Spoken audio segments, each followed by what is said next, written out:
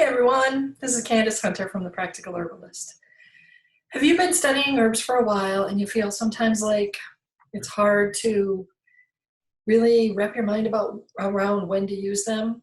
Something comes up and you think, oh my God, we've got to deal with this, and you deal with the crisis, and then later you think, oh, I could have used chamomile for that, but you didn't think about it in the moment, right? That happened to me a lot when I was getting started. And one of the practices that I found that really helped me to better get the herbs, to develop what the herbalists, the professionals all call that relationship with the plants, was to have tea with the plants. Now, when I'm talking about having tea with the plants, I'm not talking about having it with many plants or sitting out in the garden having tea, although those things are very nice. What I'm talking about is taking the time to set an intention to share yourself with the plant, one single one. So, for instance, you may choose to get to know chamomile. You're going to have the intention of really getting to know chamomile by being with chamomile, by having tea of chamomile. So just a single herb at a time.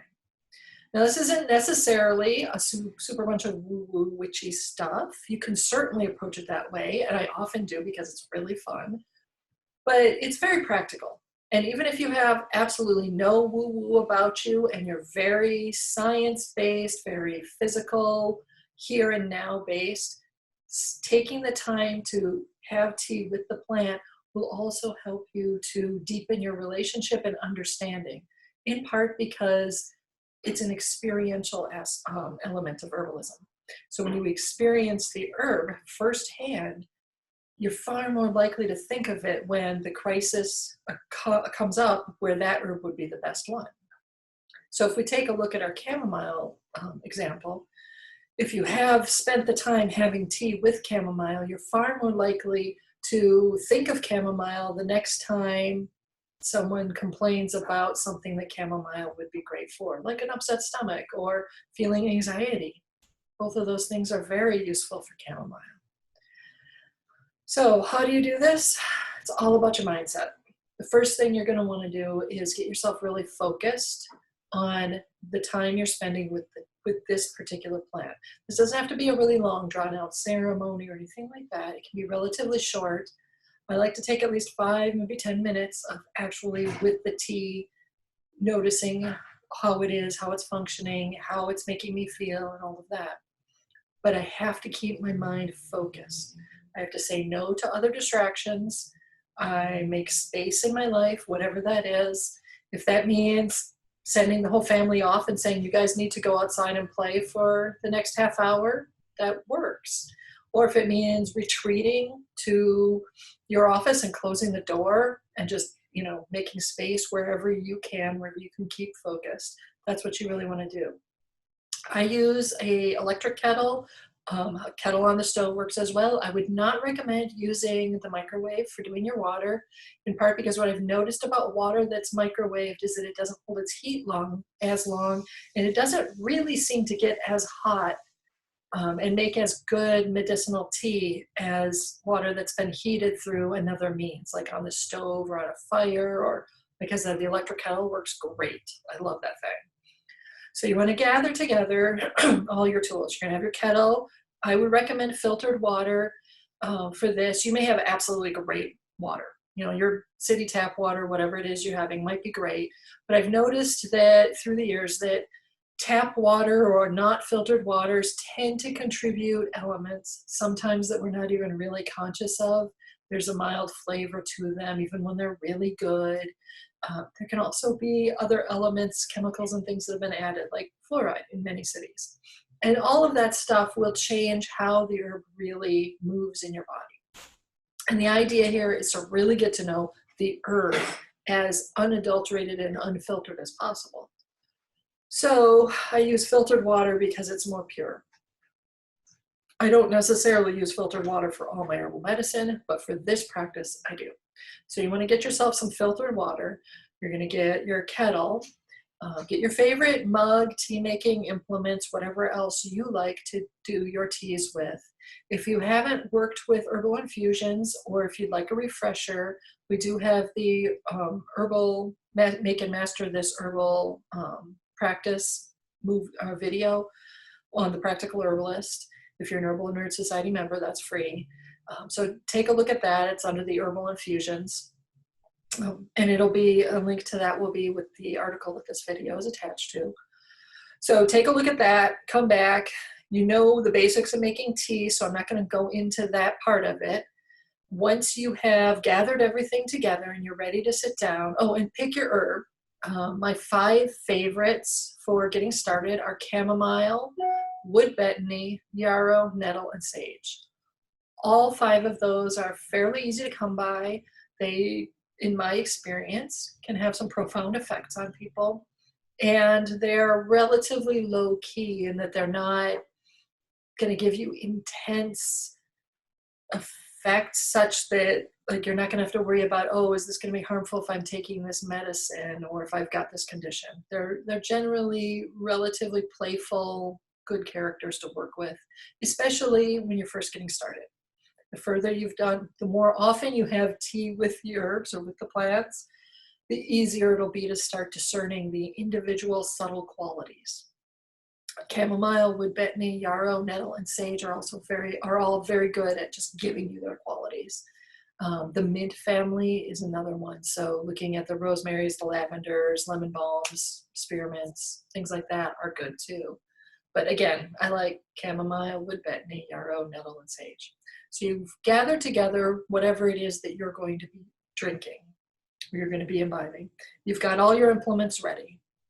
This is how I approach it. Got my space set, nobody's around. Take a deep breath.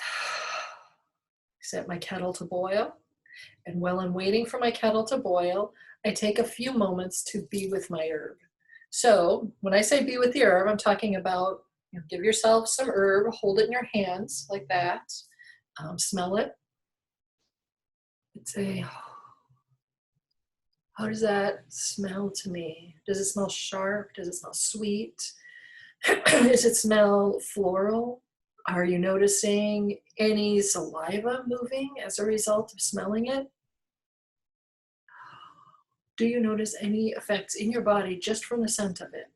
Herbs that are very high in essential oils can often start your body moving and start things to changing just from the scent of them. So spend the 10 minutes or so, whatever it takes for your kettle to boil with the plant. Let yourself just think about it, feel it. If you're comfortable with energetic practices and you can feel energies, feel the energy of the plant. Hold it in your left hand, hold it in your right hand. See whether holding it on one side of your body makes a difference or not.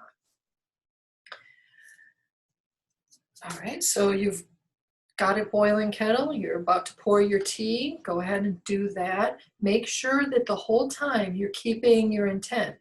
So I usually set my intent, if I haven't already, I set my intent as I'm pouring my water. So I take a deep breath, again with the breathing.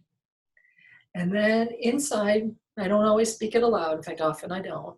I say to myself, hello plants. I'm very happy to be sharing this time with you. I'm looking forward to learning more.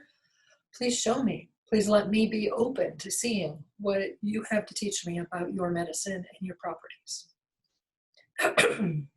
And a lot of times I will do that keep really focused on that mindset while my tea is steeping. I recommend letting your tea steep for at least 10 minutes. You don't necessarily need to go a lot longer than that. Oftentimes I'll just do 10, maybe 15, but I won't let it steep for very long. And then once I've poured it, I will take a deep breath of it.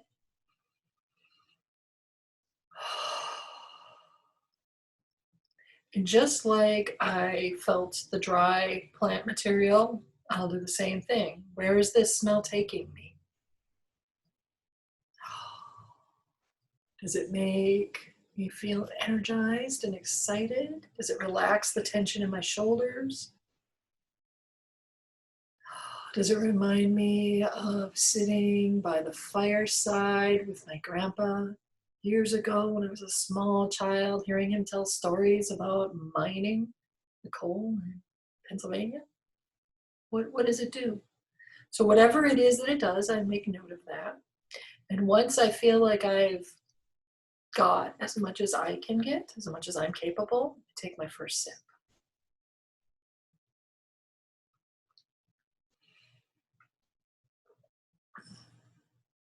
Take a few moments to swish it around in your mouth so that all parts of your taste buds can get it. And see, what is the flavor like? Does it have a bitterness? Is it astringent, which is that tightening feeling? It's almost like bitter, but not quite. That's what astringent is. Is it sour? Is there a sweetness to it? Do you notice the flavor changing as it's in your mouth? Sometimes at the very beginning, we'll notice one flavor, and then as we switch around, it'll change a little bit, kind of like a fine wine. And when you swallow it, do you notice the flavor leaves behind a different flavor? Or is it the same? Paying attention to all the different flavors can help you, because flavors also map to different types of energies and organs or types of qualities in the body. After you've swallowed the tea, how does it make you feel? Do you notice it in any part of your body? Do you notice it in your stomach? Do you notice it in your toes? How about the top of your head? Are you noticing your body's feeling excited and energized? Or is it more mellowing out? Are you noticing that the tension that used to be seated here is now moved over there? What are you noticing in your body as a result of drinking the tea? So you're going to spend, like I said, at least 10 or 15 minutes or so sipping the tea, whatever it is, whatever it takes for you. It can be a much longer. You could spend easily a half an hour or even an hour sipping the tea. You could sip it while it's warm and then wait for the second half or the later part of the mug to get cool and see if how the herb affects you is different. With some herbs, particularly those that are diaphoretic, like elderflower might be, a lot of times those will cause potentially a sweat when they're warm, but when you take the herbs when they're cold, they can cause you to need to go to the bathroom because they become diuretic. Do you notice that in your body if you're working with a herb like that? Questions like that are ones that you can answer for yourself as you sit with your tea. If you want, you can take notes. I recommend maybe spending the time with the herb without engaging with words, or at least without writing it down, because writing down words or typing uses a different set of pathways in your brain. And part of what we want to do when we study herbs, when we're reading about them, when we're memorizing, when we're writing about them and taking notes, we're using those same pathways. So they're the ones that we often have created through our schooling experience from primary school on up. What we're trying to do is access the other pathways, the ones that land more on the creative side and the artistic side of ourselves, the imagination area. And that's reaching into the place where there aren't as many words and there's more images and experiences, and there's the physicality, and there's also a lot of emotion that can reside there. Oftentimes smells will trigger that side of the brain or that area, those pathways. And what we're trying to do is activate those and connect those with the idea of the herb that you're working with. Because that way, later, if you are in a state of emergency or crisis, let's say somebody, perhaps yourself, is dealing with a whole lot of anxiety, let's say. Suddenly you've got like anxiety stomach, you're feeling horrible. When you're in that state, it's really hard to reach into the academic part of yourself and say, oh, I remember chamomile is good for anxiety. It'll ease my stomach. Instead, you're likely, because you just spent some time with chamomile, let's say, you're likely to feel that, and hopefully, by having tea with the herbs, the thought of chamomile will come up. Maybe you'll remember the aroma of it, or you'll remember that feeling. Like just even thinking of it will calm your stomach a little bit, and then you'll be reaching for it. What was that? And if you haven't spent the time to writing notes, but have allowed it to really sink in, and then wrote your notes afterward, probably you'll be more likely to be able to pull that name of chamomile up or remember which one you're talking about or thinking about. It's a kind of like a mind trick.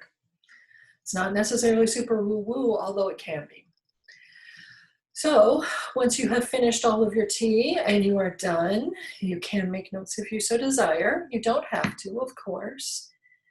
And that's pretty much what it is to have tea with the plants. It's a powerful practice. It's one that many, many professional herbalists that I have known use regularly. Some of them teach it. Maya Toll does a wonderful walkthrough on this. If you're ever in a class with her, you have a chance to take her. I think it's called Earth Medicine 101, in which she walks through this process. But there's, so many, it's such an ancient process. And it's really about deepening your relationship with the plants. So enjoy.